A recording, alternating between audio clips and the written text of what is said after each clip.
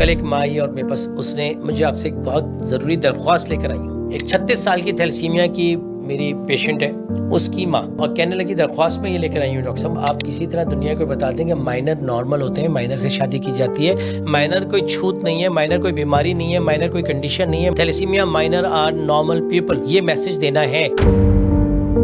Thalassaemia minor से एक normal आदमी शादी करे, खास तौर पे करे ताकि माइनर की माइनर से ना हो। और थैलेसीमिया माइनर मैं हो सकता हूँ भाई, मेरे सगे तैज़त भाई को थैलेसीमिया माइनर है, मेरी सगी फुफीजात बहन की बच्चे को थैलेसीमिया था, तो मैं माइनर हो सकता हूँ। ठीक है, मैंने स्क्रीन करा ली, मुझे नहीं है, मगर अगर मैं हूँ माइनर तो इसमें मुझे क्या प्रॉब्लम क्या है यार? मैं माइनर हूँ, बस मुझे इतना करना है कि मुझे माइनर से शादी नहीं करनी है और मुझे कुछ भी नहीं है। अल्लाह करेगा अगर कोई माइनर है 80 साल 100 साल जिंदगी पाएगा, उसको कोई बीमारी नहीं है। अगर आप अपने घर में कोई थैलेसीमिया माइनर की बहू या दामाद लेकर आते हैं तो आप बिल्कुल ठीक करते हैं, ये कोई इशू ही नहीं है। मतलब आपको एहसान भी नहीं कर रहा है किसी पे, आपको किसी को जताने बताने की जरूरत भी नहीं है कि देखो थैलेसीमिया माइनर थी। आपकी जो भी thalassemia minor is like any other normal population. वाहिद प्रॉब्लम थैलेसीमिया माइनर का ये है कि अगर माइनर की माइनर से शादी होगी तो बच्चे को मेजर हो जाएगा, तो हमें माइनर की माइनर से शादी अवॉइड करनी है। थैलेसीमिया माइनर बिल्कुल 100% नॉर्मल लोग होते हैं और थैलेसीमिया माइनर से शादी करना ऐसे जैसे नॉर्मल इंसान से शादी करना है। और इस डर में थैलेसीमिया का टेस्ट शादी से पहले ना कराया जाए कि कहीं ऐसा ना हो कि माइनर हो जाए और स्टिग्माइजेशन हो जाए।